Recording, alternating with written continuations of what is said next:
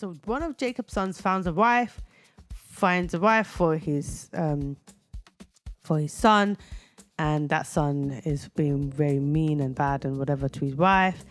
Then the Lord is like, squished. Second one was like, I don't like my brother, and I'm definitely not going to give him an offspring with my seed. So you know what? I'm going to enjoy you because I like you, but I ain't going to give you no seed. So then the God was like, oh, we ain't doing that.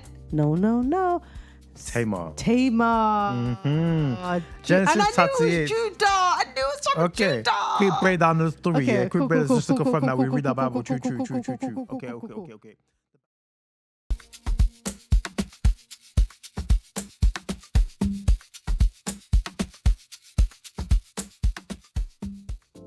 Hello, everybody. We are so sorry, guys. Yes. We are so sorry. Sorry. For the delayed podcast episode. We have no excuse. No. Life was lifing. And we ran out of time. We literally ran out of time. Genuinely last week. thought that we could do it, but we didn't. Even until like the night before the party was meant to come out, we could record it. We can do it. And then we couldn't. Yeah. But it is well. It is well. God has given us strength to fight a brand new day. Yep. We are here. Yep. And we are still going. So for all of our enemies who thought, they've already dropped 12, 9 episodes, is that it? Nah, we're here. Episode number 10, what you saying? We saying. God said we are more than conquerors. That's it. And we conquered. We have conquered. We conquered. So funny enough, speaking about conquering, we finished reading book 1 of The Girl Who Sees Angels. And it's really funny. So guys, let me tell you our format. Okay.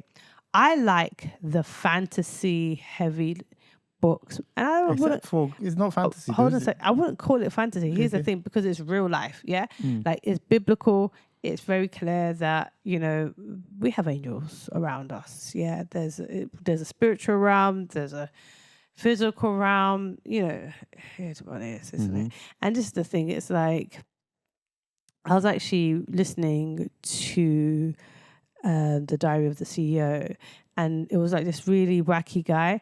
But then it's really interesting because he was like, everybody who is a Christian believes in the difference in realms. And I was like, yeah, it's true. That's true. So regardless of the guy said a lot of like really interesting things. However, when he said that, I was like, true.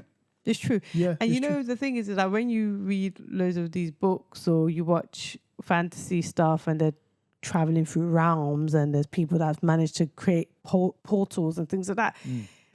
Is it far-fetched? I don't think it's far-fetched. It's not far-fetched. Because if you think about it, the angels coming into the physical realm, one can question how they can fly or through some spiritual portal. No, I believe in portals so hard. It's like, so... Which one is it? Which one is it? And if... This is a different one.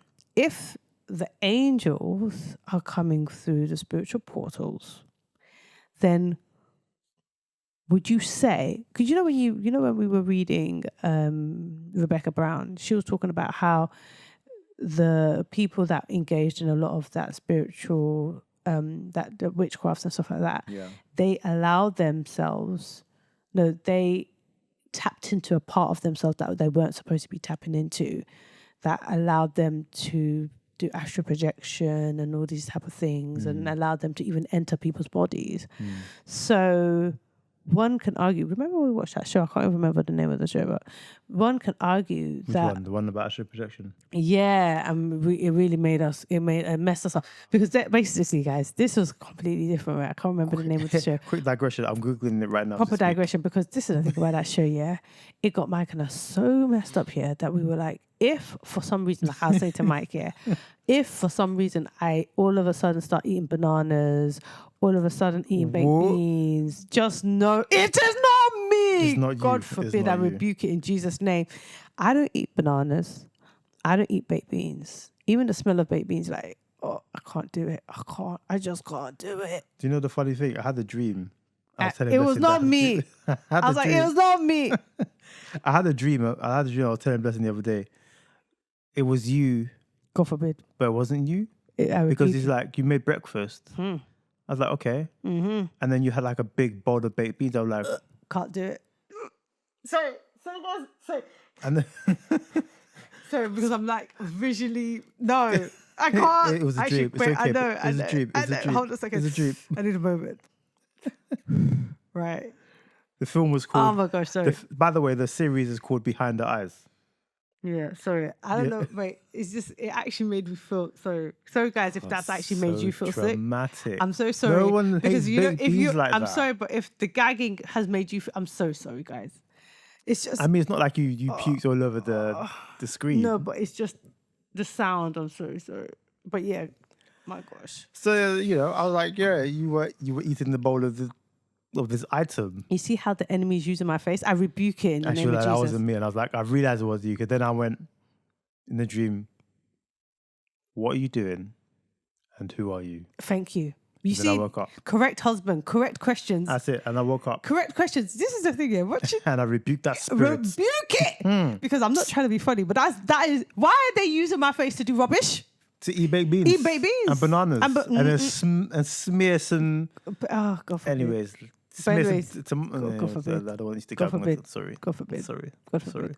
Here's the thing, guys. So like I said, because of that show, Mike and I were like, if my enemy, because it's not me, if my enemy was ever eating banana, baked beans, it's not me. In saying that, how would you... Weetabix. Oh, no. No. I got a question, though. In saying that, yeah, so I would know if my enemy's wife was possessed, I would know.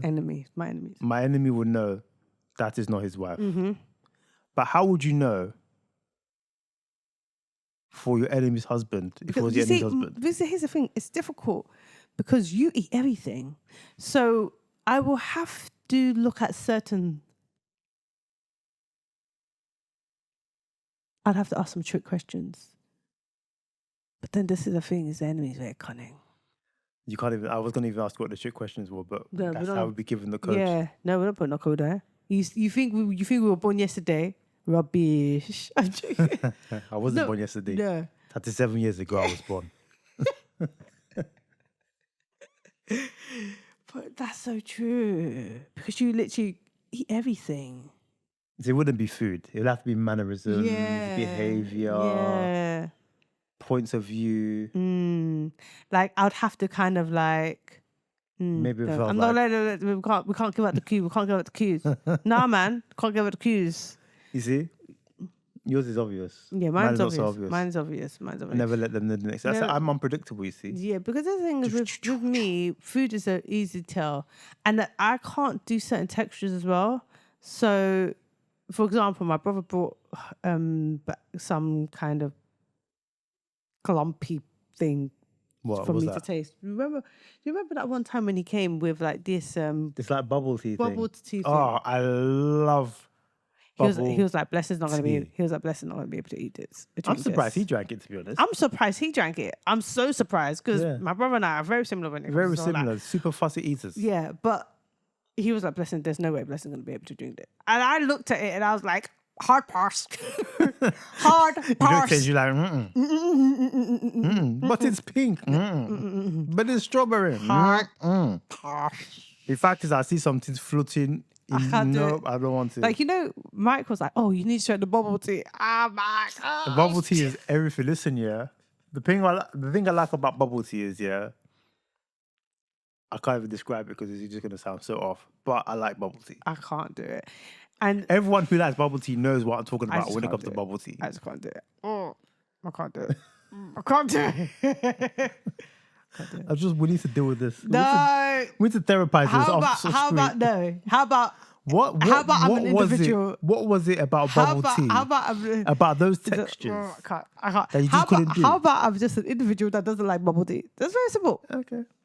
All right. It doesn't need to be therapized. It is what it is. It is what it is. I don't like it. I do not like it at all. And by the way, you know with the bubble tea, I actually tried, you know. You know I tried. You tried. And she made it through 2 sips. She's like, can't do it. I can't do it. I tried. What's the thing in my mouth? I can't. I tried. I actually tried. I like, but I tried. Just, you know, I actually tried. Just squeeze it with your tongue and just swallow it.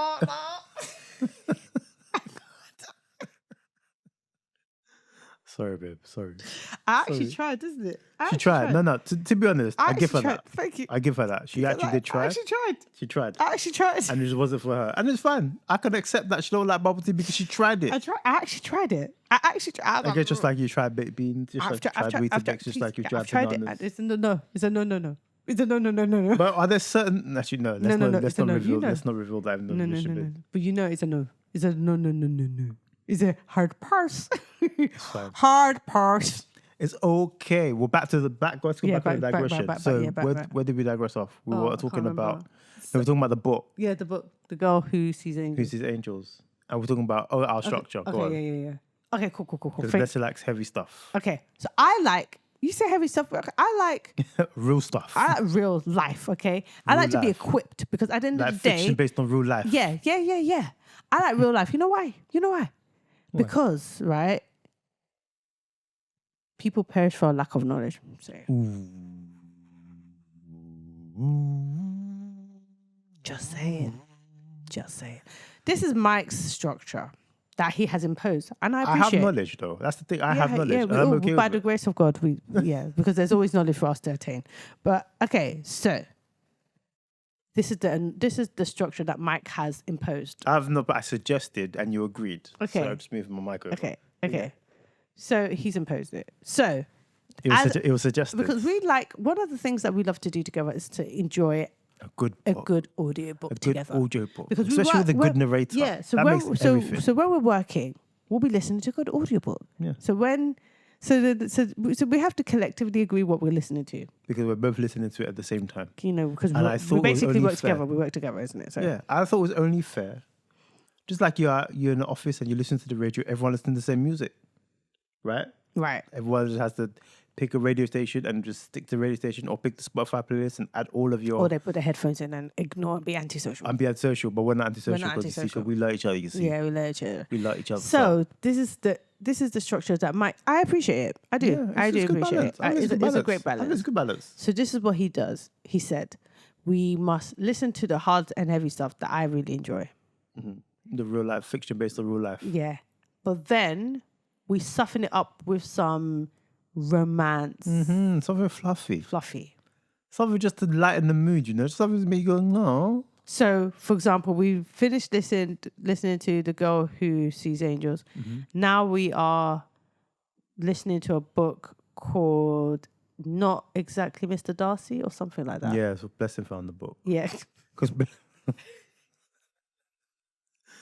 So you already know that Blessing likes her Bridgerton, Jane Eyre type novels. Just Jane Eyre, Jane Austen. Jane Eyre?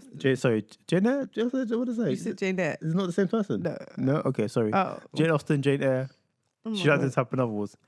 But however, this book that we're listening to today, Mr. Darcy. It's not. It's just the narrator feels like she's very what do you call this? What do you call the theme?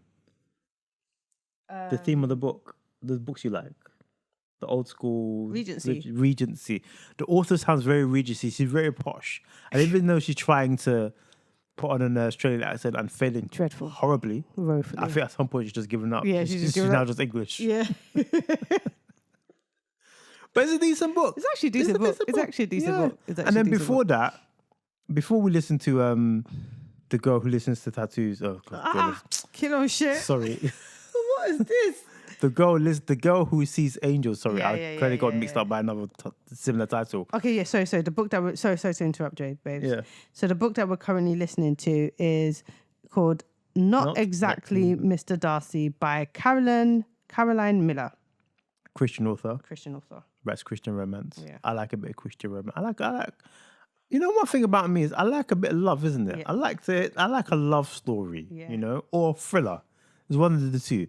But and I'm not trying to be funny or anything, but if you imposed us listening to a thriller, then I'm like, well, we might as well listen to the Christian. Well, this is why I suggested. Okay. Because it won't be. It's not really light, and it's not balanced if you went from Christian spiritual warfare fiction to thriller. You're just going from boof to bah. Do you know what I'm saying? Bah. To boost to bah. You know what I'm saying? Yeah. So I just thought, let's lighten it up. We both like romance. Yep, true. We both like spiritual warfare. Well, we don't like spiritual warfare, but we like. No, we don't like spiritual warfare. God no, forbid, I we like reject it. reading about it because we like, Equipped. the authors and having that visual, the visual representation of angels and fighting. It's good stuff, isn't it? The book we listened to before that is by an author called Toni Shiloh. Yeah, really Toni good. Shiloh? Or Was it Toby Shiloh? I think it's Toni Shiloh or Toni Shiloh? Oh, we don't remember. No, it's Toni Shiloh. I know her surname is spelled S-H-I. Hold on, the ecosystem means I can access my Audible from my iPad. Okay. Oh, but I'm you're not logged in. You're talking about the ecosystem. The ecosystem. Wait, hold on. Might have on it. Go on. Let's see. Will it work? Why do I still need the password? I just put my fingerprint in there, mate. What is this? Well, at least we know that you are Let's go again. Secure. Oh yeah, let's go. See, your auntie or uncle, we're navigating the iPads. You're so annoying. You're so annoying. Oh, this is the wrong account. It doesn't even have the. Oh, so annoying. So annoying. So annoying. I was just looking at you. I didn't know. Up to today, I don't even know what email address it is. I've got so many Audible accounts because Yeah. If you know, you know. But this one is actually a list, like we've just stopped doing that and we've just got both of us. Yeah. I can actually search Audible without logging in, isn't it? Hold on. Can I? Yeah, you can. You I just can, search Toni. Yeah, I can. Okay, let's go. All right, give me 2 shakes of a tail's feather. Not Toni Morrison. Toni Shiloh.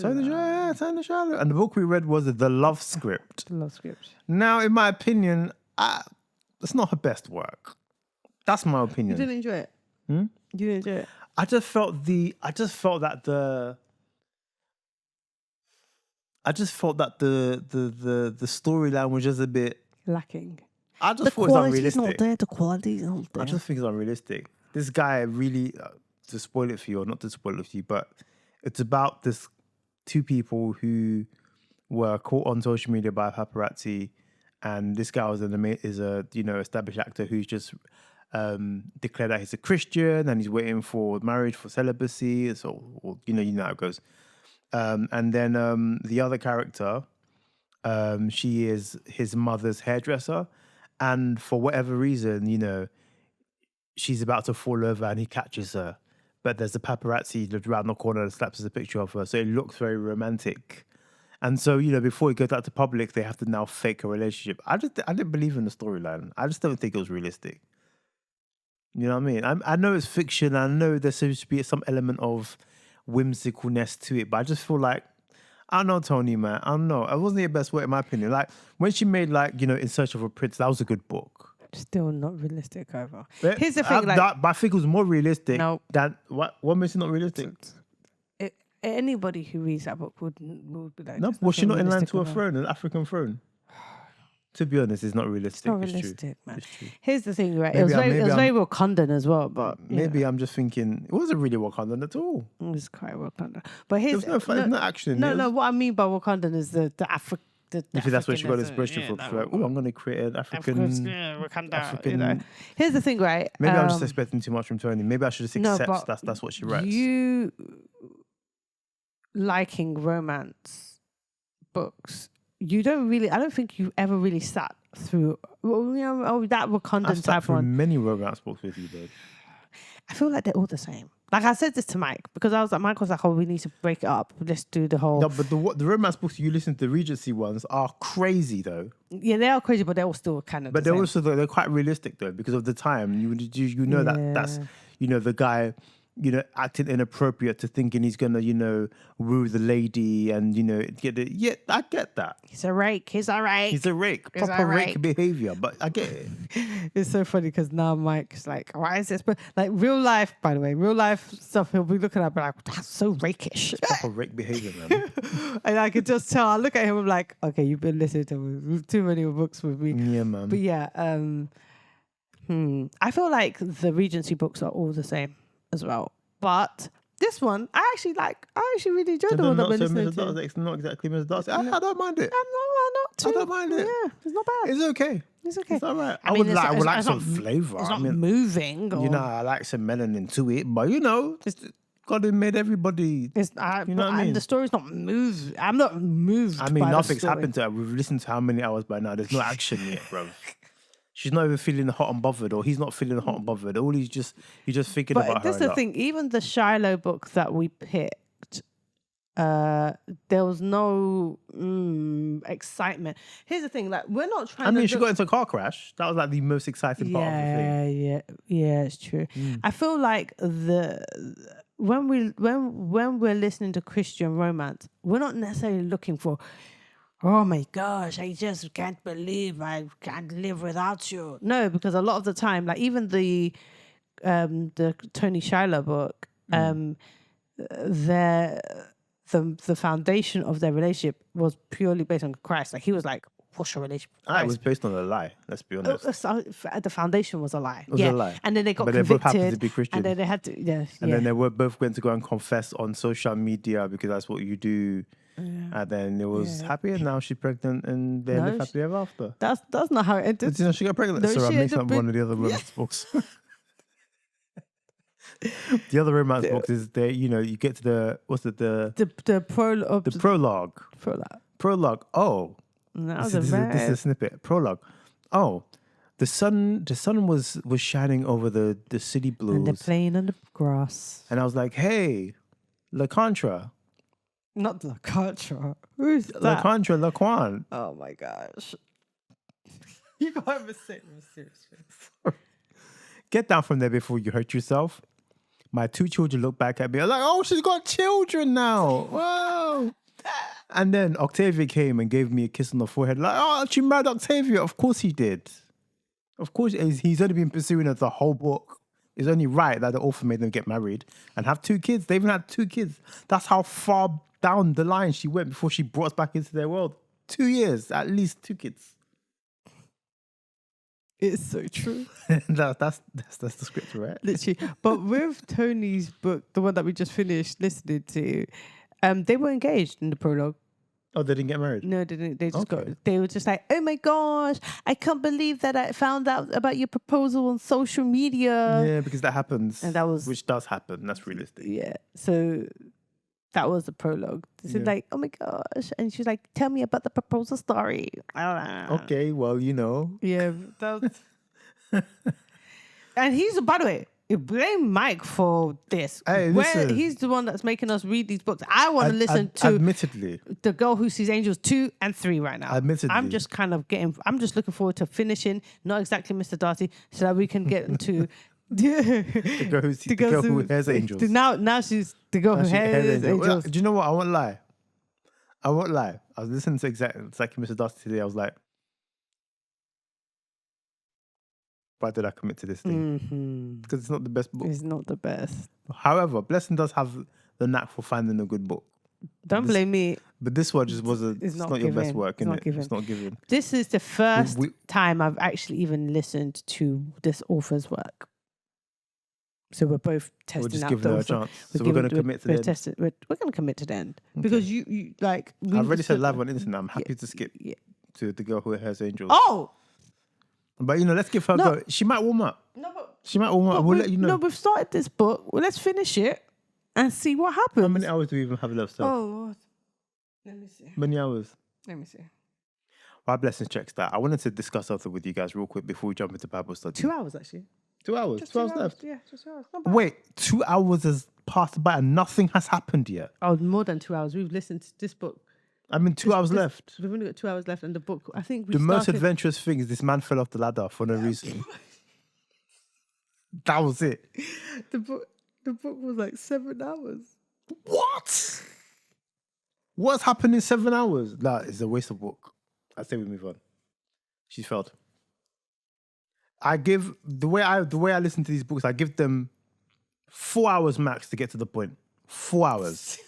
You got 3 hours to set me the scene, 4 hours max to set the scene, and boom, drop the action in. But 7 hours have passed, and I think that the foundation of this book is actually quite good. They've mentioned Jesus a lot, which we love. We love that for them. It's very clean. It's very clean, which I love. He's not even hot and bothered by this guy. Which I appreciate. Because the closest thing to hot and bothered, I'm sorry to cut you off. The closest thing to hot and bothered is she realised that his eyelashes are long and he's got slight gold tints to his eyes. Yeah. That's the steamiest she's ever got. I mean, I wouldn't even After he fell off the ladder. I wouldn't even consider it. I wouldn't even say that it was steamy because Mike and I, we try our best to avoid these books that are inappropriate. Okay. Yeah. So that's as inappropriate as she got. But she didn't really get inappropriate. She just noticed and recognized that he had long eyelashes. Her hand was on his face. Because he had. Why are you touching? But it's fine. Let's go. Sorry. Keep going. Overall, I would say that the book has potential. I think that the quality's not there. Quality's not there. Quality's not there. I feel like, by the way, we're not trying to like slew this artist, but I'm just saying it's not our cup of tea. Definitely not. I personally think that I'm enjoying elements. I'm enjoying parts of the book. So that's why I don't want to. Do you want to shut it? There's only 2 hours left. I want to shut it down. There's only 2 hours left. I really want to see what happens.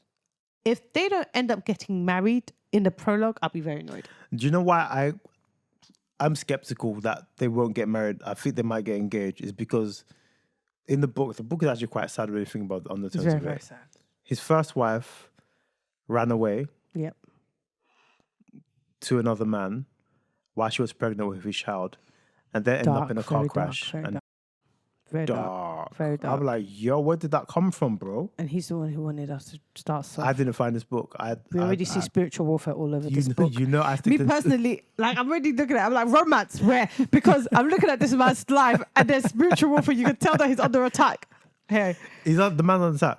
Second one, he gave love another chance, yeah? Man was at the altar, runaway bread. Spiritual warfare. Did show up. Spiritual warfare. Is that not generational something? Is that not spiritual warfare? Something's happening there. Here's the difference here with the books that I like and the books that Mike likes us to consume. I like it to be obvious. Yeah. So for example, the girl that sees angels, she wanted to go to a prayer meeting. She knew that there was forces that are trying to come against her. And she even saw it with herself. She's like, rah. This prayer meeting must be serious if the enemy has sent all his his minions to stop me getting to this thing, right? Then in comparison, we're reading this romance book, right, where they have this manor house, and all the people that have lived in the manor house have struggled to fund the house. So there's even spiritual poverty there. No, because they had the house, right? So they had the house. So they've always had the manor house. But there's the underlying issue of finances, right? That's not being addressed. That's spiritual warfare, yeah. Right? And then you have him, right, who is now the current custodian of said manor house. I could call him manor house, but it's a manor house. It's a manor house. Whatever. It's a manor house. And his first wife is attempting to run away, but because, you know, I'm not sure. She's attempting. No, she ran away, but he ended up becoming a widow. Here's the thing: while she was pregnant with their child, running away to another man's arms. So you see, this is interesting, right? Because this is twofold. This is double. You know, in the Bible, right? Right. You're about to get all deep on us. No. I'm actually not. I promise. Okay, I promise. All right. I think it was one of Jacob's sons. When is it Jacob's sons? Where is it? It's a story of Give me a quick synopsis. Okay, whereby it's Jacob. I think it's not Jacob. What happened? What was the action? It can't be Jacob. What was the action? No. Oh, it's one of Jacob's sons. What's the action? Okay, wait. I think it's the line of Judah. Oh, yeah. The line You're sorry. squishing me with the suspense. Sorry. Okay. Hold on. Okay, so I think it's the line of Judah whereby Judas who gentle. No. Talking about Levi. Oh, Levi. No, because Levi is the son of thunder. Okay, wait. It's the one whereby he marries a Canaanite woman. No. Oh my gosh. Hold on a second, babe. So you know where he tried to get his sons to, so he found a wife for his son, but then this son was just dreadful, yeah. And because the son had just been, I know the one you're talking about. I just don't know the name. Yeah, I can't remember because the son had been. Is that the one Francine Rivers did? She did a depiction of it as well, yeah. Okay. So because he was acting dreadful, it must be. I think it's linked to. It's one of Jacob's sons. But it's definitely part of the line. It's definitely part of the line that's connected one of the to. Tribes. Yeah, but it's definitely part of the line that's connected to Jesus. I see what you mean. Because it was to preserve the land of Judah. Yeah, so. I think I know. I think I know. There was two sons. And remember, one was one supposed of them to then, unalived. Yeah, one. And then one was meant to carry on the generation. So God squished one, and then the son was meant to carry on the lineage on behalf of the brother. Yeah, he wasn't doing the thing. He wasn't just doing the thing on the outside. Yeah, if you know what I'm saying. Read your Bible. Yeah, and then God was like, "No, we're not having that." Squished him too. Then because this particular son of Jacob was scared that his other son, his third one, I think it was the youngest, was going to also be squished. He then sends the wife away back to her family. Then she ends up having to pretend to be a lady of the night, if you know what I mean. And then she... What's the new term you discovered this week? It just reminded me. You know what I'm talking about. My gosh. Oh, ballerina. Nighttime ballerina. But that one is that's not for Lady of the Night. Nighttime ballerina. It just reminded me of Nighttime ballerina. Yeah, but it's for a different thing. Oh, but anyways, so then she pretended to be a Lady of the Night. And then she was like, oh, give me your staff and give me anything that will bait this guy out. Yeah. So then on the side of the road, because his wife had this is one of Jacob's sons' wife has just I said the word. Don't worry, I'm gonna have to look it up. Yeah. So I'll go through it. Don't worry. So because one of his sons, because his wife had just gone, he then decided to have a little bit of rompy tompy on the side of the road. But imagine the side of the road, no class. No decorum. No decorum, man. But anyways, so then he didn't have anything to give this Lady of the Night. So she said, okay, you give me your staff and then he said, I'm going to send you some, like a goat or something. So he said, I'm going to send you a goat. You give me back my staff. Cool. So then she then disappears. She's now pregnant. I don't know where I'm going with this story, but I'm curious as well. She's now pregnant with his offspring. Mm-hmm. And then basically his family, her family makes him aware that, by the way, your wife, because sometimes that's how it be. Sometimes your wife, it's her family say, your wife has acted like some lady of the night, and she has now got pregnant by somebody God knows who. Yeah, so he goes, cool, squish her. She's not my problem anymore. She's like, So then she sends the staff and goes, whoever this belongs to is the father of my baby. Hey. Turns out it's her father-in-law. No, that's some GHETTO stuffs. So in that situation, he was like, oh, she's even the one that's good because she made sure that the line was continued. That story still baffles me. I just don't, the context of it. Anyways, go. I believe. We'll study you soon. that she ends up having twins, right? Does she? Yeah, one is. What am I making this up with Jacob and Esau? No. No, she can't. It's not Jacob and Esau. We need to read our Bible We need to again. read it. We need to read it again. We'll get to this. It's still in Genesis, isn't It's it? in my brain, but I'm not. I know the connection. I know that it is one of Jacob. Judah. I know it's Jacob's. I know it must be. If it's tribe of Judah, it must be Jacob. Yeah, It came from Jacob, Israel. So it came from Jacob. It's one of Jacob's sons. It's one of Jacob's sons, and he not his son. Was his grandson? No. So hold on. So it's Jacob's son's family. One of Jacob's sons. So one of the offspring of the family. One of the offspring of. Hold on. So why, one of Jacob. Why are we fighting? We've got Bible right in front of us. Look at us. Okay, do you remember where it's from? No. Okay. Quick Google. Why are we fighting? Why are we fighting? When we having? I don't know, you guys. See this? I don't know. Okay. So quick. I know that it's one of Jacob's sons. Bible. Go on. Yeah, one of Jacob's sons that basically he found. So one of Jacob's sons finds a wife for his son, and that son is being very mean and bad and whatever to his wife. Then the Lord is like, squished. Second one was like, I don't like my brother, and I'm definitely not going to give him an offspring with my seed. So you know what? I'm going to enjoy you because I like you, but I ain't going to give you no seed. So then the God was like, oh, we ain't doing that. No. Tamar. Mm-hmm. Genesis and I 38. knew it was Judah. I knew it was from Judah. Quick break down the story. Okay, Quick cool, break cool, just to cool, confirm cool, that we cool, read the Bible. cool, True. cool. Okay. The background. So Genesis Tamar. 38. Genesis 38, that's a long way away. I know. We'll get there though. We'll get there. Don't worry. Tamar married Judah's oldest son. I knew it was Judah. You knew. My brain was on my brain. First in Bible, man. Okay. Find a good thing in it. Okay. Sorry. Tamar married Judah's oldest son, who unalived because of his wickedness. Following the ancient customs of Levirate.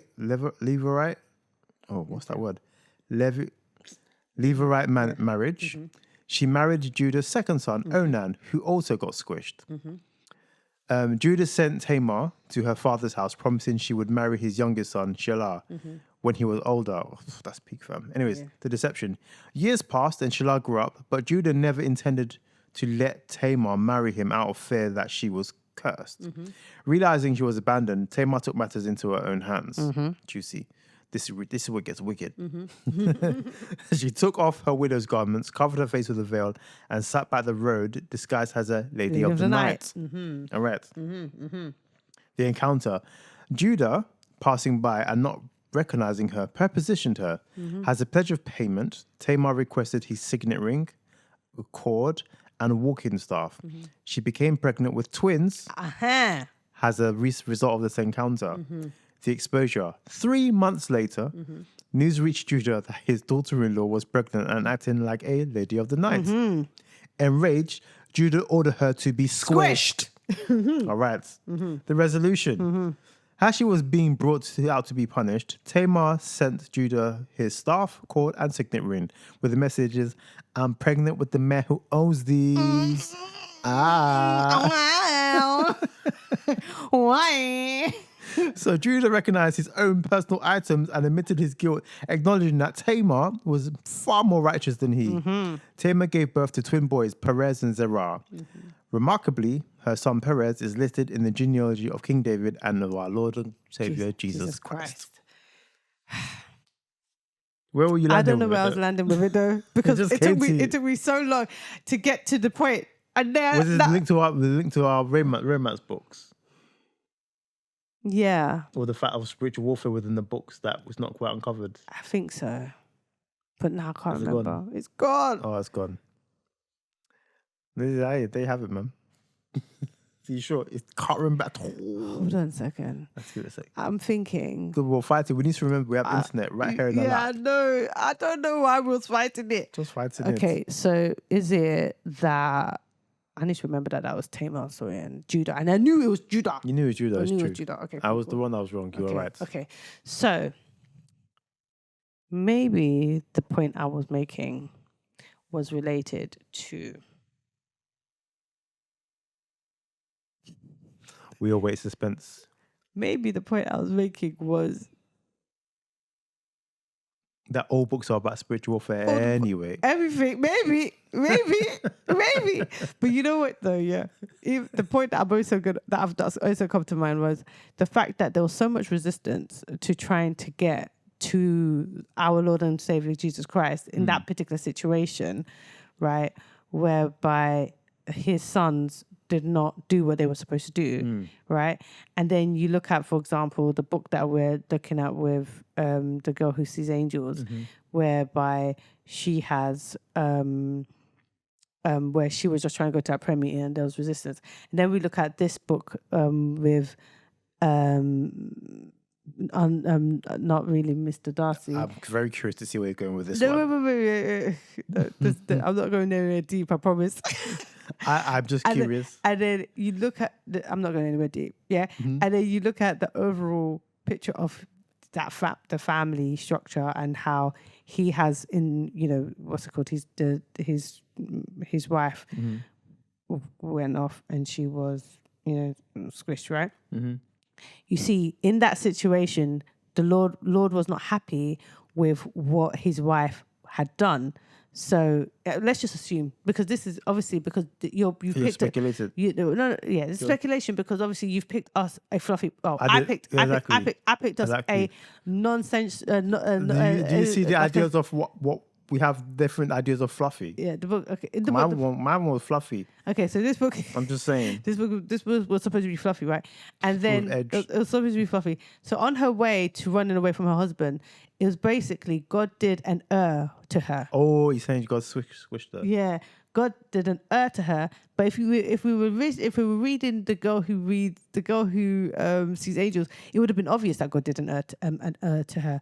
But instead, it's just it just happened. Now we're sad. Whereas on her way to meet the person that she was cheating on her husband with, God was like, "Yeah, we ain't gonna do that," and then God doesn't to her. I give it to you. Or since we're having spiritual warfare edge on it, maybe his lineage is the one that is causing all these spiritual battles, and she was running away. No, it doesn't work. Because she cheated on her. Yeah, it doesn't. I was going to say it doesn't work. But yeah, so if we were just listening to like a typical one, they would have been like, oh yeah, no, God didn't to her. Because even he didn't to her, and then the second son as well, he had to squish as well because that one was doing whatever is what he wanted to do as well. So yeah, it was going outside of the club. Yeah. So yeah, I think that's where I was going with it. I think that we should just stick with spiritual warfare books because it is what it is. It is what it is because everything in life is spiritual. I think what the actual thing should be is I should pick the fluffy book because my books are fluffy. Okay. Even if the script, if the fiction doesn't fiction, the way it should be fiction in it. Okay, I agree. But also, I just had a recent revelation. This is a little bit deep, maybe not that deep, but when you read the Bible, everything that the enemy has been doing is to ensure that we do not get to Christ. Is Christ's arrival, 100%. get to Christ. And then the girl who sees angels, that last bit where she was getting all that resistance because she was about to get to Christ. Yeah. It's deep. So deep. So deep. So deep. So deep. So deep. So deep. So deep. Even when you look at Ruth and Boaz's story, right? Her husband, she was always supposed to kind of be connected. She was always supposed to be part of the lineage of Jesus Christ. But her husband ends up getting squished. Gets squished. Even his brothers got squished. The brothers couldn't even carry on the tradition of... Yeah. And then she was supposed to then go off and, go back to her family's house. But she's like, no, your God will be my God. And then she goes and then she finds the Redeemer who his mum is actually Rahab. Boaz's mum, I believe, is Rahab. We actually have... Boaz's mum... Isn't it? Wait, hold on a second. Because, remember, we actually created a whole lineage... Blessed as a treat for you. Oh, my gosh. And we're going to share it with you guys. It'll be in the description. Oh, my gosh. Bella sent me the link. It'll be in the description. I'm so excited for you guys, for it. I don't think... Wait. Boaz's mum is Rahab, surely. Hold on a second. No? I don't... Wait, hold on a second. Let me... While Blessing searches for her resource, I know where my resources, but I would just want to see if I can. Okay. Can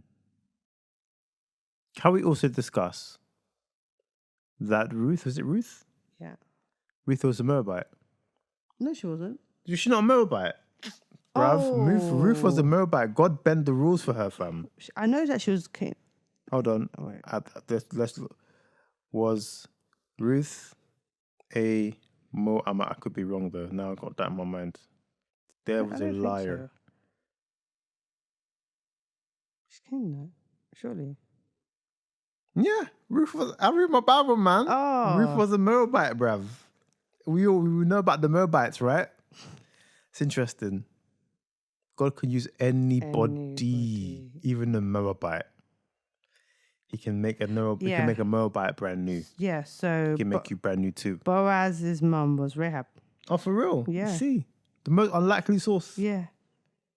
I feel that was God in a way, kind of doing stealth to to mask the obvious paths, because Jesus is Jesus, right? He's the King of the world. You expect him to come through some royal lineage, pure blood, and the thing is that unfiltered everything. And the thing is with Boaz, you always think, okay, so he's successful, he's wealthy. Why wasn't he married? Why didn't he have any children? And I think this is why I actually do like how Francis Rivers kind of made us think deeper into it, like because of his potential association with his mother, who was a lady of the night. Because of that association, it may have ruined his market. So do you think people thought his money was from Lady of the Nighting? No, because he was known to be just a successful businessman, isn't it? But where his money come from, though? Everybody got a source of their monies. No, babe. Am I going too far? Yeah, you're doing Okay, you're doing too much. You're doing too much. I'm doing too much. But yeah, that's interesting. So it's agreed. I'll pick the fluff. Yeah, you pick the fluff. You pick good spiritual books. Yeah. The fictional ones, the powerful ones that make you go, whoa. Yeah. Whoa. It's a bit heavy still. I like the visual. I like the visual element of these books because it makes you really visualize stuff, and it reminds you to pray because it's true. It reminds you to pray. It's true because you listen to that, you're like, I need to pray. I need to pray. I need to make sure I'm praying. I need to pray. Yeah. You need to pray, and it reminds you that you can't actually. It's no slacking. Just chill. You can't chill because you need to pray. Yeah. But there's just so many parts of that book that makes you think, oof, I need to pray. And I like romance because God is also love. Yeah. And God likes romance too. So God loves it's balanced. It's balanced. There we go. It's balanced. There we go. There we go. There we go. Okay. Yeah. Should we do Bible study now? I guess that was Bible study in a weird. Because there was some Bible talk in there, isn't it? It was. But we're going to do Bible. Moral of the story. More of the story. Everything is spiritual. Everything is spiritual. And sometimes it's balance, okay. Sometimes balance. Sometimes balance. Fluff and heaviness. Balance. Get a souffle. Mm-hmm. It's funny because we have to definitely speak in code because our children watch this podcast. They watch this podcast. They're like, I know what you said about me, by the way. Yes. Yes, we are talking to you right now. Hi, my babies. Hello. Yes. But yes, you were talking about me, wasn't you? I knew when you said that. I know when that happened. Okay. All right. We're doing Genesis chapter 10. As I say every week, we're reading from the ICB, International Children's Bible, because the English is so simple and superb. But by all means, whatever translation you like, run it. Yeah? All right. So we did Genesis chapter 9, where we're talking about new beginnings. And we had a discussion that we are all potentially cousins. And then now in Genesis chapter 10, we go further into that discussion. Okay? Cool. So I read from the beginning. Titled, The Nations Grow and Spread. This is the family of the sons of Noah, Shem, Ham, and Japheth. This is going to be genealogy. Yeah, B. I love a good genealogy. Oh, I think this is the time for me to bring out my resource. Yes, get your resource out. Oh. Do you know what? Before I carry on, describe to the people the resources. Okay, guys. I got really geeky. I got really geeky. So basically, what had happened was Mike and I were just doing our usual Bible study, and we were like, "Wait a minute, Hold on a second. That guy is related to that guy? yeah." So then I got really geeky, and I was like, "I know what I'm gonna do. I'm gonna create a family tree for Jesus." Yeah, obviously, you've probably found loads of resources like this before, but I broke it down into like the people that came against Israel and blah blah blah, and then I got Claude to do extra research for me, things for like gaps in my knowledge, and then it color coded it and everything. Claude like made it look very pretty. It was pretty Well, special. it's not really pretty, but it's clear. It's very clear, and it describes certain things. It's so It's good. pretty special. I must say so it's myself. so good. So yeah, so I get really excited because I'm just like, oh my gosh, it's so good. It's like got Adam and Eve, then after you got Cain and Seth. What's it called? Abel, then you got Noah. You're just breaking it down. Obviously, this is not like connected, but it'll be clear. You'll get it. You'll get it. Seth's line. And then you go Shem, Ham, Japheth. Anyways, guys, we're going to share it in the description. So I'll definitely make it open so that people can download it. But yes, you can enjoy yourself by going through it and be like, oh, that's interesting. It's cool, isn't it? It's so cool. I think it's cool anyways. So to add to the nerdiness, I got a bit nerdy as well. And I was wondering, so we'll do all these things start off when you do Bible study. It's why it's good to read your Bible, isn't it? And I thought to myself,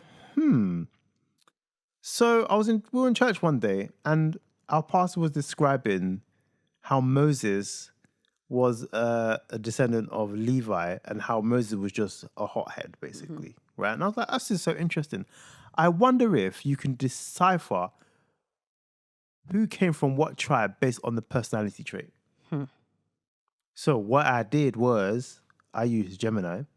These people should be paying us for this, using the AI models. Anyways, it's just the quickness of getting information. I used Gemini, and I said, okay, can you map out the 12 tribes of Judah and all their personality traits, all of Jacob's son and their personality traits? And it gave me a very good thorough. I was like, oh, that's interesting. Do you remember the story in the Bible? Quick digression. Do you remember the story in the Bible where God was like, the ones where the ground swallowed them up? Not that one, okay, but I'm sure that's linked to one of them, anyways. Okay. But there were these two people who decided they were going to do hanky panky in the temple, and this guy thrust his spear into them. Levite. Okay. Do you know why? Levites are hotheads. Okay, but valid. Wait. Yeah, perfectly valid. Yeah. But also, Levi and his brother, Simeon, were the ones who, after the guy did rubbish to their sister, lost their marbles and went to go and desecrate all the guys. That's so valid. For messing with their sister. Yeah. Hotheads. Yeah. So whenever you see hotheads, chances are they're descended from Levi and Simeon. Okay, fair enough. And it's great, so far, Moses. So far, the guy who's thrusted the spear, Levi's. Oh, that's interesting. It's very fascinating. But we'll get into that. Don't worry. Yeah. That's some juice. Maybe we'll do that next episode. Yeah, maybe you could do one of your snazzy little diagrams. Oh, that's interesting. Maybe. Yeah. Okay. So when you're reading about a character, a Bible figure in the Bible, and they have a certain personality trait, trace it back to where they came from. It's interesting. I just think it's cool. That's cool. Yeah. I mean, this might sound a little bit. However, I've always been interested into visiting one of our Jewish brothers and sisters and go, what tribe do you descend from? Yeah, I'm sure that they might not. I'm sure they won't know. I'm sure they know, man. You think? I'm sure. Anyways. Okay. Back to Genesis chapter 10. Quick digression. Just thought you guys would know. Yeah. We'll share this beautiful resource in the comment descriptions. I mean, we think it's cool, so... Yeah, I think it's cool. It's a good resource to have, man. You just know how everything interlinks, isn't it? Yeah. All right. Let's start again. Nations grow and spread. Genesis chapter 10, verse 1. This is the family of the sons of Noah, Shem, Ham, and Japheth. After the flood, these three men had sons. Japheth's sons. The sons of Japheth were Gomer, Magog, Madai, Javan, Tubal, Meshech, and Tyrus. The sons of Gomer were, oh, this is my turn to fight Hebrew now, isn't it? The sons of Gomer were Ashkenaz, Rephath, and Togarmah. The sons of Javan were Elisha, Tarshish, Kittim, and Rodanim. Those who lived in the lands around the Mediterranean Sea came from these sons of Japheth. All the families grew and became different nations. Each nation had its own land and its own language. Hold on a second. Babel hasn't happened yet, has it? Babel hasn't happened yet. What do you mean? Tower of Babel. No. Fascinating. Yes. Guys, noticed they had their own language. So there was already languages? Mm-hmm. Or there's not? It says it's here. Yeah, well, they had his own languages, but I guess we'll explore. Ham's sons. The sons of Ham were Cush, Mizraim, Put, and Canaan. The sons of Cush were Seba, Havilah, Sabta, Ramah, and Sabteka. The sons of Ramah were Sheba and Dedan. Cush also had a descendant named Nimrod. Nimrod became a very powerful man on earth. He was a great hunter before the Lord. Yeah, he was a great hunter before the Lord. That is why people say someone is like Nimrod, a great hunter before the Lord. At first, Nimrod's kingdom covered Babylon, Erech, Akkad, and Calneh in the land of Babylonia. From there, he went to Assyria. There, he built the cities of Nineveh, Rehoboth, and Calah. He has also built Resen, the great city between Neva and Calah. He did a lot building, didn't it? Anyways, Mizraim. So Mizraim was the father of the Ludites, the Ammonites, the Lehabatites, the Nephites, the Pathrazites, the Calchuhites, and the people of Crete. The Philistines came from the Cashlites. You're doing great, babe. Thank you, babe. I have a new appreciation for you when you do this stuff. I've been trolling her all this time, but it's hard work. All right. Canaan was the father of Sidon, his first son, and of Heth. Canaan was also the father of the Jebusites, the Amorites, the Girgashites, the Hivites, the Arkites, the Sinites, the Arvadites, the Zemarites, and the Hamathites. The families of the Canaanites scattered, just like Noah said. Anyways, the land of the Canaanites reached from Sidon to Gerar as far as Gaza, and it reached to Sodom, Gomorrah, Admah, Zeboim as far as Elisha. All these people were the sons of Ham. All these families had their own language, their own lands, and their own nations. Shem's sons. Shem, Japheth's older brother, also had sons. One of his descendants was the father of all the sons of Eber. The sons of Shem were Elam, Asher, Arphaxad, Lud, and Aram. Forgive me if I butchered all these names, but it is what it is. The sons of Aram were Uz, Hol, Gaither, and Meshach. Arphaxad was the father of Shelah, and Shelah was the father of Eber. Eber was the father of two sons. One son named Peleg, because the earth divided during his life. Eber's other son was named Joktan. Joktan was the father. What does that mean? Because the earth. I'm sure we're going to go into it. Divided. Okay, cool. Verse 26.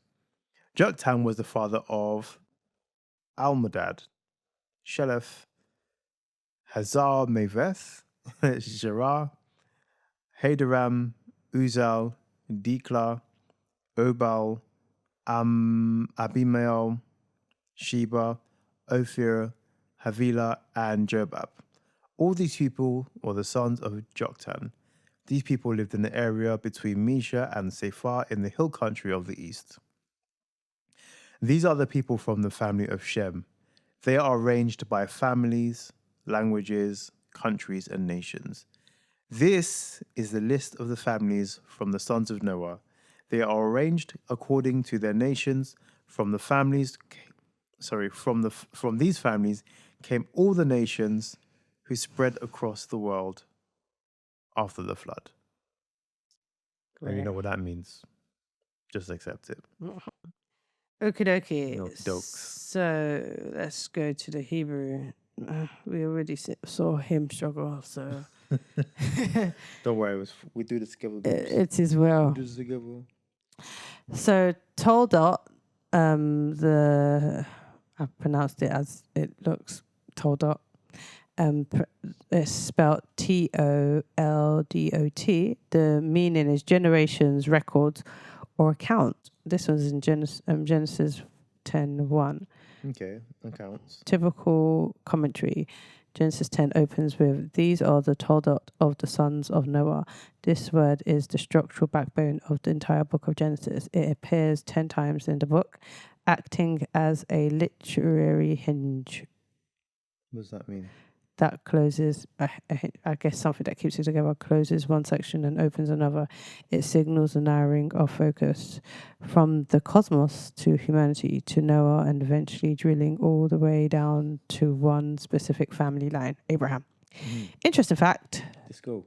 The Jewish tradition notes that the word Toldot is spelled fully with all the Hebrew letters before the fall of man, but afterward it is spelled missing a letter A, Vav, symbolizing that human history is now broken. That's interesting. The only other time it is spelled perfectly in the Hebrew Bible is in the book of Ruth, detailing the lineage of King David, hinting at the restoration of a broken world through a future king. Fascinating. That's fascinating. You're about to go for a lot of names, isn't it? No. Oh, okay. Yeah. It's not too bad. Not too bad? Yeah, right. so, okay. Cool, so. cool. Just happy to split it with you if you want. No, it's fine. No, I see that there's now compassion. There is, I will help. Yeah. Hagoyem. It's spelled Iyyeyhagoyim. Literal meaning, coastlands of the nations. Why are you laughing? I see compassion. Coastlands of Genesis 10:5. Typical commentary. This phrase describes where the descendants of Japheth settled. In biblical geography, the coastlands refer to the Mediterranean region, including Greece, Cyprus, and the Aegean Islands. The biblical author is setting up Japheth's descendants as the maritime seafaring people who would build economies based on naval trade rather than terrestrial farming. Historical context. In the ancient world, dominating the Iyyeyhagoyim meant controlling global shipping routes. Centuries later, these coastland peoples, specifically the sea peoples such as the Philistines, would migrate by boat and become Israel's greatest military rivals. Interesting. So what? Sorry, I'm lost. What was that? Genesis 10:5. Genesis 10:5. 10:5. The term. Okay, so those who lived in the lands around the Mediterranean Sea came from these sons of Japheth. So all the families grew, became different nations. Each nation had its own land and its own language. Sorry. You had it. Yeah, sorry, mate. Okay, and then Gibor Tazid. Okay, it's spelled Gibbortzayd. A mighty hunter. Genesis 10:9. This term is famously used to describe Nimrod. While a modern reader might picture a guy who is just really good at shooting deer in the ancient Near East, the title Mighty Hunter was a royal propagandist title. It meant a hunter of men, a conqueror, a tyrant, and a builder of empires. Nimrod is the very first person in the Bible described as a king with a kingdom. Really? Historical fact. The name Nimrod comes from the Hebrew root marot, Marad, which literally means we will rebel. It is interesting. Names are so powerful, man. He is the archetype of human empire built in defiance of God. In ancient Mesopotamian cultures like Assyria and Babylon, kings constantly commissioned artwork of themselves hunting lions to prove their divine right to violently conquer their enemies. They've got there's some funky artwork here, guys. You obviously can't see it, but there's some interesting. Just believe us, is it? Dramatic artwork we're looking at right now. Just believe us. Lifnei Adonai. Okay. Adonai. Go on. Okay. Sorry. Lifnei Adonai. Literal meaning is before the Lord, in the face of the Lord. Genesis 10:9. So what, he was playing in God's face? Let's see. Typical commentary. The text says Nimrod was a mighty hunter, Lifnei Adonai, while older English translations sometimes render this as a positive thing, a mighty hunter by the grace of God. Jewish midrash and most modern scholars read it as an adversary stance before the face of, or can mean in defiance of, or in the face of. Nimrod didn't hunt for survival. He built oppressive empires, Babylon, Nineveh, directly in God's face, rejecting the command to fill the earth by instead violently consolidating power. Yeah, he was playing in God's face. Interesting. And then Bavel or Eretz Shinar, spelled Bavel sorry, my nose is itchy. Eretz Shinar. Genesis 10:10. Mm-hmm. Oh, sorry. The meaning is Babel or land of Shinar. Was it? Oh, Iraq. Yeah. So Nimrod's kingdom begins in Shinar, the Hebrew name for the ancient civilization of Sumer, modern day southern Iraq. The crown jewel of his empire is Bavel. In the native Akkadian tongue of the region, Babilim meant gate of the gods, a proud declaration that their city was the center of the universe. Wow. The biblical author mocks this. In Hebrew, Bavel sounds like the word Balau, which means confusion. What the empire called the gate of heaven, the Bible calls the city of confusion. Not the Bible, right? I mean, shady. Like, nah, I'm gonna call that the city of confusion, man. And then Peleg, spelled Peleg. That's one of Canaan's sons, isn't it? Genesis 10:25. Division or water channel. The text notes that Eber had a son named Peleg. For in his time, the earth was divided.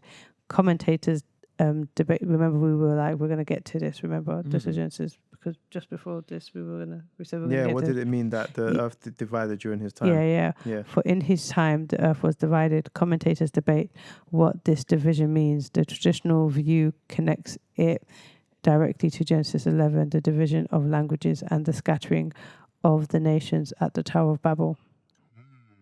Historical and linguistic fact. Another fascinating interpretation relies on ancient Near Eastern engineering. In Akkadian,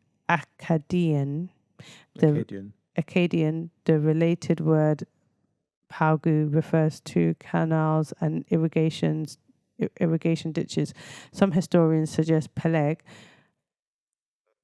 commemorates the era when humanity first began dividing the earth via massive irrigation networks and land allotment systems in Mesopotamia.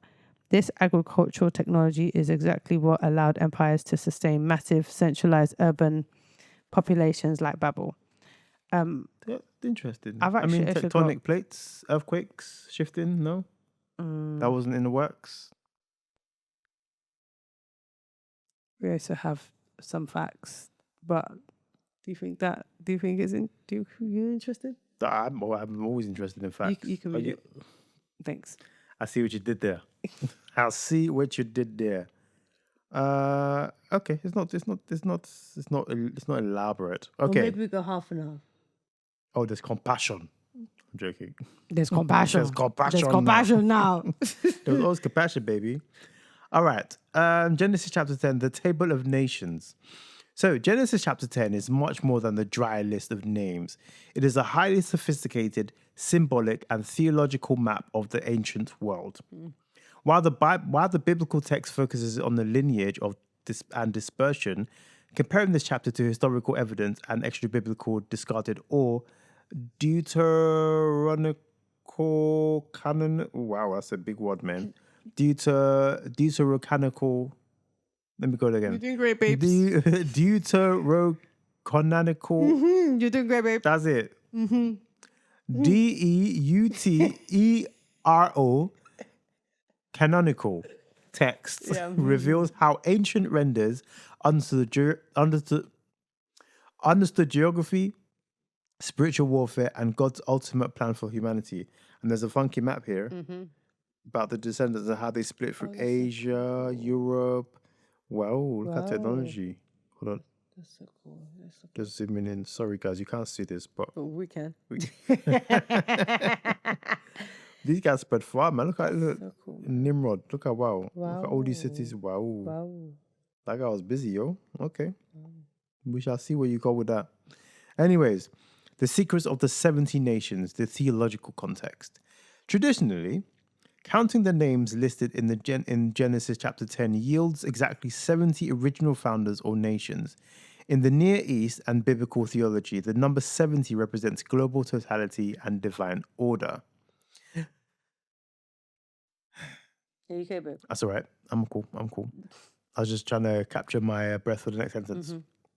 The parallel to Israel. This number directly mirrors the 70 members of Jacob's household who later went down to Egypt. Genesis 46:27, signaling that Israel's small family was meant to structurally represent the entire world. The cosmic administration. Deuteronomy chapter 32, verse 8. Extra biblical manuscripts like the Dead Sea Scrolls and the ancient Greek Septuagint. It looks right, yeah. Yeah, Septuagint translate Deuteronomy 32, verse 8 to say that God set the boundaries of the peoples according to the numbers of the sons of God, divine beings and angels, rather than the sons of Israel. This suggests that the 70 nations of Genesis chapter 10 were originally placed under a cosmic authority of 70 angelic princes, establishing the backdrop for spiritual warfare in the Old Testament. This is interesting. We were listening to something about this the other day, isn't it? Yeah. Interesting. You know, Daniel and when he prayed for 21 days and this angel got held up. Prince of Persia. It all links in really well. But we'll get to that very soon. Don't you worry. Just keep patient. Many, many, many episodes. What the extra biblical texts reveal. So when we look at the text that didn't make it into the final Hebrew Bible canon, we discover how early Jews interpreted the spaces, names, and hidden histories in Genesis chapter 10. So we start with the Book of Jubilees, the sacred lottery of earth. Written around the 2nd century BC, the Book of Jubilees, often called Little Genesis, deeply expands on Genesis chapter 10, the division of the earth. While Genesis simply says that they spread out, Jubilees chapter 8 and 9, describes Noah physically gathering his sons to cast lots before God, dividing the earth into 3 distinct divinely decreed zones. The sin of Canaan. According to the Jubilees, Canaan, son of Ham, was allocated a portion of land in Africa. However, when traveling, Canaan saw the beautiful Levant, the promised land, which had actually been allotted to Shem, and stole it. Interesting. Questionable. But we can look into that. Jubilees paints the later Israelite conquest of Canaan not as an unprovoked invasion, but as a lawful reclamation of land stolen by Canaan in violation of Noah's holy oath. This is some really deep stuff here, boy. The lost Canaan and the origin of idolatry. If you compare Genesis chapter 10, verse 24 in the Standard Hebrew Bible with Luke chapter 3 to verse 36 in the New Testament, you'll notice that Luke includes a generation missing in Genesis, Canaan, or Canaan, as in Cainan, who sits between Arphaxad and Shelah. In the book of Jubilees, chapter 8, verse 1 to 5, explains why the Hebrew scribes may have removed him from the Genesis. Canaan went out to find a place to build a city. During his search, he found an ancient rock inscriptions left by the generations who lived before the Great Flood. These inscriptions contain astrology and secret magical teachings of the fallen angels, the Watchers. Canaan kept them, copied them, and used them to bring sin and idolatry back into the post-flood world. Scribes likely omitted him from later Hebrew genealogies to hide this dark blot on Shem's otherwise righteous lineage. Humans are just humans, though, isn't it? So anyway, it's interesting to see the source of that one. I'm interested. Anyways. And then Nimrod, the first global tyrant. Genesis chapter 10, verses 8 to 10. Nimrod introduces Nimrod, a descendant of Ham, as a quote-unquote mighty warrior before the Lord, who established the first empire. Warrior? Sorry, I don't know why I saw warrior. Forgive me, it's not warrior.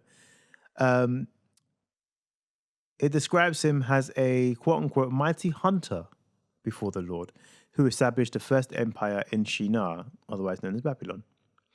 The Hebrew wordplay, in the Hebrew, the phrase before the Lord, Lefein Yahweh, can mean in the face of or in opposition to the Lord. So literally what we just read a moment ago. The giant tradition, the Greek Septuagint, I need to figure out how to pronounce the word. Septuagint? You're doing great, sweetie. Septuagint. The Greek Septuagint. Looks fine to me. Yeah, the Greek Septuagint translation of Genesis chapter 10, verse 9, translates Nimrod's description as a giant hunter against the Lord. Extra biblical historical memory found in the writings of the first historian Josephus paints Nimrod as a tyrant who convinced humanity to build the Tower of Babel so they can reach heaven and avenge themselves on God. If he ever tried to flood the world again, imagine the pomposity. Anyways, key takeaway from this is basically far from the random list of names in Genesis chapter 10. Genesis chapter 10 is an intentional setup.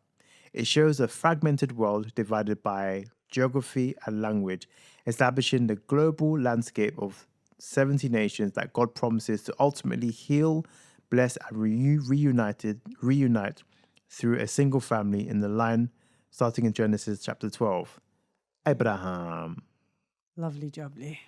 There's a lot to take in. There's a lot to take in. There's a lot of information. There's a lot to take in. That's the thing. Go on. It gives you a good foundation and some knowledge. We are going to share the document with you. I think that's going to help. And I wonder if it's worth sharing the little podcast that I created, that Google Drive created for me. Yeah, Google will do some things, man. Google. I put the document into my Google Drive, and Google was like, "Do you want me to turn this into a podcast?" I'm like, "Hell yeah, go for it, go mate. for it." So then, hey yo, this AI stuff is just getting out, man. It's getting out, man. But it was great. So I was interested, and I was like, "Okay, let's see what it does." So it turned it into a little podcast. So I'll share that with you too. Yeah. Literally, 2 minutes or so? It was like 10, 15 minutes. Is it? Oh, it's a long listen. Well, yeah, but it summarized the whole thing. Yeah. So we will share both of those with you for free, of course, because it's like, come on, like, this is Bible study. And then you join I'm joking. We will not charge you for any of this. God, you cannot monopolize God. You can't. Really. Some people think they can. You could open up the Bible and see it for Read yourself. it for yourself. But ICB. Yeah. But the thing with genealogies is they just look like names. But the way I like to see genealogies are two ways. Genealogies are God's word in actual motion when he says, be fruitful and multiply. Despite what these people did, human beings were still being fruitful and they were multiplying the earth and, creating kingdoms and all that stuff. But they were still doing, so that's God's word, his blessing in motion. And secondly, his good word, because remember, good means it's fruitful and it can be self-sufficient. Multiply its will God's will over and over again, yes. Tov. Yeah, man. Secondly, the way you can also view genealogies is you can either look up all these names and what they mean, and as we discovered in a couple chapters ago, I can't remember when, but there's always like some form of story, a hidden message, or as we just read, it's just literally a very condensed version of the 70 nations that somewhat took over the world and where they came from. And then it starts to outline where I guess all the rest of the biblical stories start to kind of root from. All starts from here as well, isn't it? So it may sound like there's a long list of names, but there's actually not. I don't think anything in the Bible is actually like unintentional. I think everything is very, very deliberate. And I feel like even though you can discuss about canons and human beings having their hand to it and blah blah blah, I feel like God still ordered everything to be the way it is. Yeah, and I think prior to us caring. Let's just be frank. Prior to us caring, I think we started to really, because obviously we've been born again for a while, but we've been surrendered for like 2 years now, yeah? And I think prior to us really, really thinking, okay, let's try to understand this properly. What's going on here? We used to skip, I'm just going to be honest with you, we used to skip the genealogies. Yeah. Yeah, we did. Yeah, because sometimes we'll read it and we'll just names. It's just names. Move on. I'm trying to get to a story here. But now we see the genealogies as context. Super context. It helps you be like, oh, that's why. So that's why we created this source, because it just lets you know like, oh, this word, this. Oh, wow. And the thing is that lots of time when you have conversations with people, because most of us are skipping the genealogies, if you say, did you know that Boaz's mum is Rahab, the one that was there for when the Israelites about to go to take the promised land. Rahab was. She put the thing in the window. Yeah, she was put the thing in the window, and so the walls came crushed when.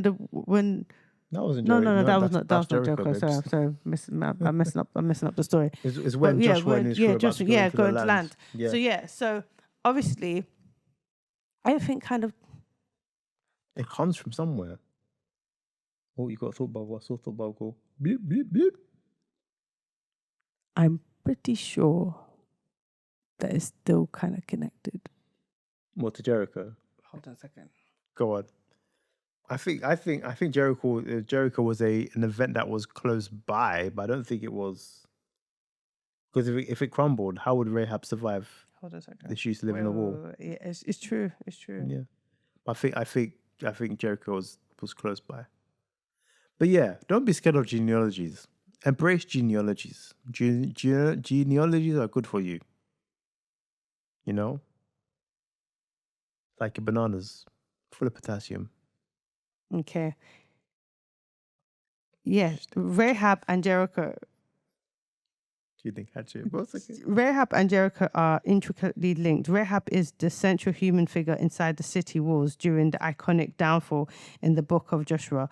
Her actions not only secured her family's survival, but altered the course of Israel's military conquest of Canaan. So Jericho was the first major obstacle. So yeah, she was on. But she wasn't. Jericho was the first major obstacle for the Israelites after crossing the Jordan River into the Promised Land. It was a heavily fortified oasis city, acting as the gateway to the rest of Canaan. Before launching an assault, Joshua secretly sent 2 spies to assess the city's defenses. So the safe house. The spies ended up at the house of Rahab, who is described as the Lady of the Night. Her home was uniquely positioned, built directly in the outer city walls, making it a perfect hub for traveler traffic and easy escape. Treasonous deal. When the king of Jericho learned spies were in the city, Rahab hid them on her roof under stalks of flax. She lied to the king's guards, sending them on a wild goose chase. In exchange for her protection, she made the spies swear an oath. When Israel destroyed the city, they would spare her and her extended family. Scarlet cord. The spies agreed, instructing her to tie a scarlet cord in the window of her wall-bound house. When Jericho's walls famously collapsed after the Israelites marched around them for 7 days, Rahab's specific section on the wall miraculously remained standing, and her family was rescued from the ruins. Yo, I didn't remember that bit. Look how you wow. Pow, pow, pow, pow, Pew, pow, pew, pow, pew, pow, pow, pow, pow, pew. Pew, pew, pew, pew. pow. So literally, she was actually in the wall. So it came down and her. Wow, see God. That's incredible. And by the way, there's actually archaeological I love remains stuff like that. from Jericho. Oh my Oh my God, gosh, I love I stuff love like this. that. I love it so much. They got a picture. Oh my gosh, this is so cool, man. So because this is how God was, because again the enemy was trying to just not let Jesus happen. Yeah. God was like, watch this. This whole wall's gonna fall, and this little part of the wall gonna stay intact. So cool, man. That is amazing. I didn't even deep like that. Wow, I didn't even deep like that. But I love just all the connections and stuff, man. See, genealogy. It starts from genealogy. So when you look at stuff like that, you're like, oh, genealogy. Oh my gosh. Yeah, man. This is so cool. You should read the facts. Yeah. We read some interesting commentaries. You know, they may not all be facts, but they're interesting commentaries that give you some context, and you know the Holy Spirit will just reveal to you. Yeah, maybe this is it. Yeah. Yeah, man. We thank God. Good. Thank God, isn't it? Yeah. So we could talk about this all Oh, we could talk about all day. It's so cool. Day. It's so cool. Like the other day, we watched a documentary about the Sodom and Gomorrah, and do you know there's still sulfur balls on the ground? So cool, man. Crazy. So cool. We'll get to that one next We'll episode. talk about it. Yeah, we'll talk about it. Your ears are tied. I get it. We Your get ears it. are tied. We're sorry. It's fine. It's fine. It's cool. It's okay. It's But cool. you can pause and come back. We can carry on. No. You can pause and come back. Me, I'm tired. I'm going to be honest with you. Okay, she's tired. Okay, it's fine. I too, I'm tired. I was just excited. No, because it's just so cool. Because especially like, you know, for me, right? I get really excited because, you know, at church, our pastor was like, oh, you know, you should read your Bible. And then it's like, he was like, he even said, because he was sharing a story about when he was doing kickboxing and then he went back home and he showed and then he showed his kickboxing skills to his daughter and his wife, and they were like, oh my gosh, yeah. And then he was like, sometimes flex with your skills after you've been been spending time, you know, training, because he had been training with kickboxing. He's old. Yeah, he's old, and he's now suddenly like he's been training to do kickboxing, and he's like, then you can be reading your Bible and then you can flex with your knowledge. And now I feel like I'm just flexing Bless it, like, a little bit. Nah, man, but Rahab was in the wall, fam. I'm like, what do you mean she was in the wall? The wall crumbled. Oh, she was actually in the wall. So that, I don't know why, but that just reminded me of our pastor's story of when he was kickboxing. He's like, sometimes you can flex with your knowledge. Yeah, I'm like, man. Yeah, man. He's like, because the thing is, right, the Bible is a weapon. If you are well equipped, then pip, pip, pip. That's it. You can hold on to it. Nobody can tell you nothing. No pastor can say, hey. I was going to throw some. Yeah, no, let's not throw shade. But no pastor can tell you nothing. Yeah, because if they try to say, this is how people end up in cults and all these type of things, because they're not reading their Bibles. The people are telling you, oh, you know, the Lord expects you to live with your upside down handstand, and then because you're not reading the Bible. No, because there are some places. I'm just using a random bodacious example. Some churches don't even have actual Bibles in their churches. They have books that they've created, like just whatever, because they don't want you to read your Bible, and they think they doubt that you're even going to go out your way and go to Amazon and buy a Bible. Do you know what I mean? So reading the Bible is like, it's a treat. It's a treat. You're like, oh my gosh, this is so cool. Stuff, man. This is so cool. Just enlightens you on how the human race is the way it is. Yeah. Oh, it's so cool, man. And we're all cousins. But yeah, man. I don't know why she gets straight face, because I think that's a fascinating fact that we're all cousins. Technically all cousins. It's cool. Thank God. It's cool. Shall we close? Yeah, let's close today. It's been real, guys. It's been so real. It's been so real. Remember to love the Lord with all your heart, all your soul, all your mind, all your soul, and lean not on your understanding. Also, remember to love your neighbor as you love yourself. That's a good one. Yeah. And in all things, behave yourself. Bye, guys. Bye.